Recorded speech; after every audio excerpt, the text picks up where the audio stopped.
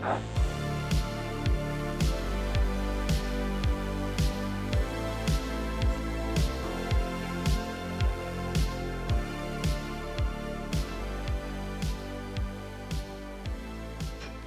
up everyone, welcome to Drystone TV. Me and Ben are out here in Portugal making some repairs on this old farmhouse for my friends Holly and Angus.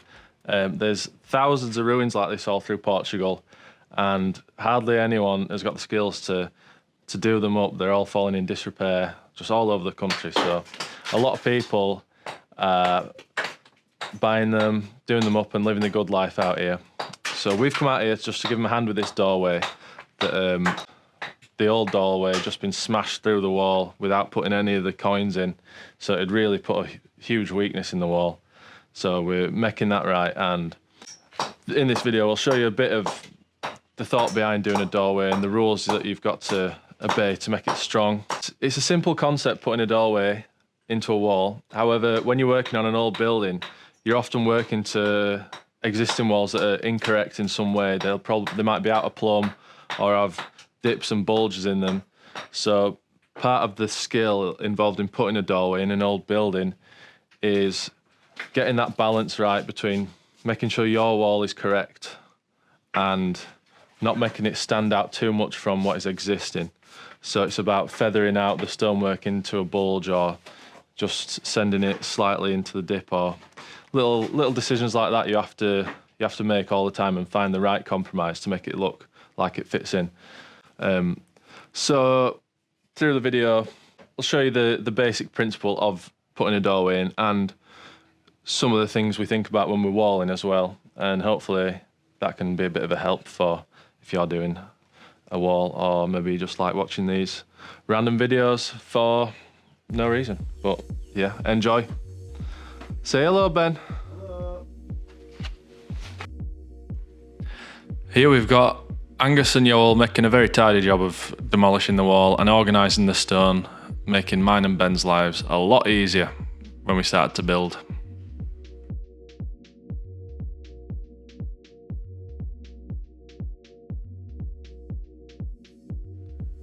And this is us setting up our string lines. What we did was we bolted a piece of wood across the top of the door, a bit higher than where the head of the door was going to go. Then we used plumb bobs to find the correct place to place our foundations and set our strings at that point. Very interested to hear how other people would have tackled it, because there's no sort of right or wrong way of going about setting out.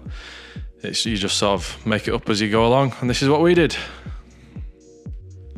Actually, I take that back. There are definitely lots of wrong ways to do it, but what I mean is there's no one right way. So yeah, let me know your right way.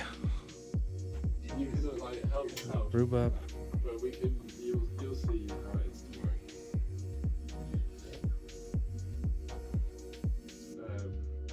working. So here we've got Yoel and Angus mixing up the hotlime mortar. I was really excited to get to use some hotlime. I've heard a lot about it over the years, but it's not really available where I am, getting the calcium oxide.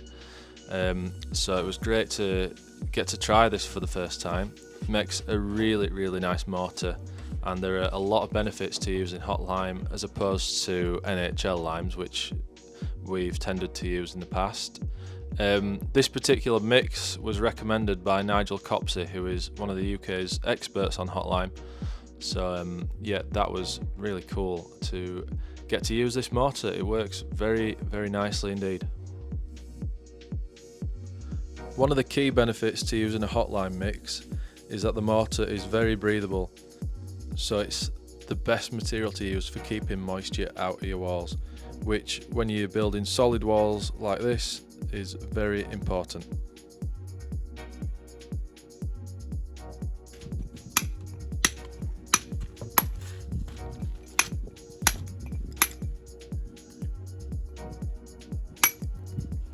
Cool.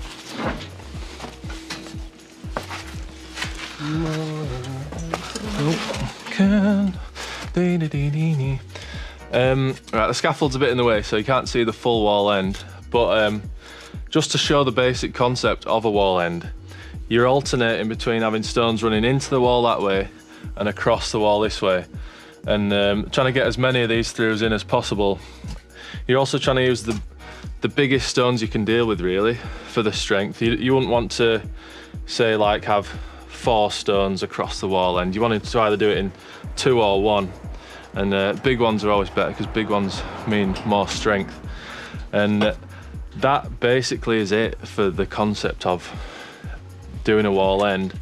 The skill and where it gets difficult is being able to select these stones out of a pile of random stuff and know which ones are going to match each other and like how they'll complement each other, and not creating any problems for yourself as you go up. So that's where it can be difficult and take time, but it's worth getting them made nicely, and it makes the rest of your work easier.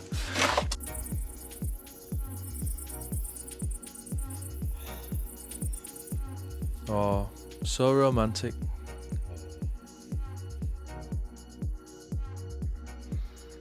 Now, it's very important to respect the culture of the countries you visit, and I did see many a Portuguese builder having a beer at 10 o'clock in the morning down in the local cafes.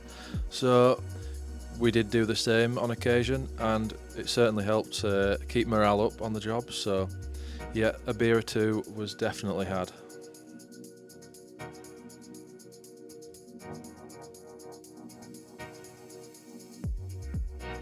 Now, you may have noticed that one side of this doorway is going up faster than the other side. Now, that is simply because Ben is slow, so I just thought I'd clear that up there for you.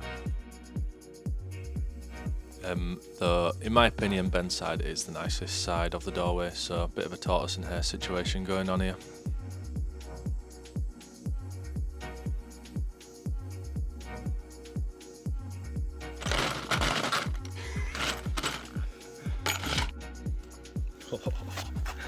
Tummy rubs, tummy rubs.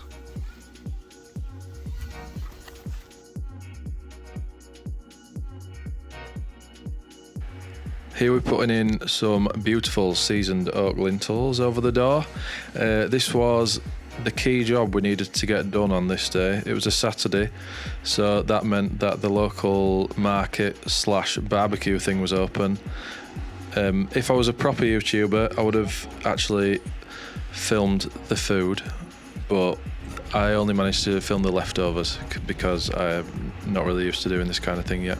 Belter. So yeah, look at that unbelievable chicken there. Awesome stuff.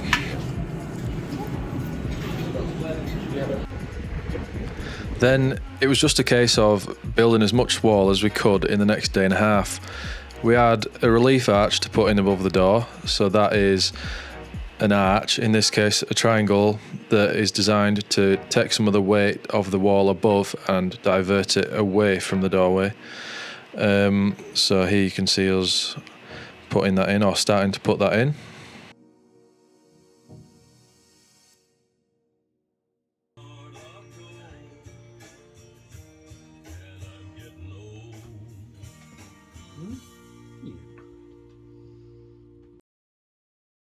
So I'll just go through a few of the processes involved in walling masonry like this. So in the same way with all of the walling and masonry, you cross joints. For example here, you've got 2 stones there, then the stone on top of them crosses the joint, and that's just repeated all the way through the walling. In this style of walling, we're using jumpers. That is a stone that's, multiple courses high compared to the ones next to it. So those are always placed not too close to each other. You want them sporadically, spread out throughout the wall, so nothing's like drawing your eye to a particular area. You also want to keep the joint widths consistent all the way through. You never want to find like an area where there's like bigger joints going to smaller joints. That tends to look quite bad. So here we've gone for a joint width of about 15 millimeters on average. There's a few points where there might be a bigger hole. Just for whatever reason, it's worked out that way. In building this feature, there's end up with a bigger hole there. We'll plug that with a little stone, just so there's something for the pointing to key into. You never want a large area of mortar just on its own. It's not very strong, and it doesn't cure in the right way. So that's just a few little bits of information about what to think about when you are walling in this style. So there.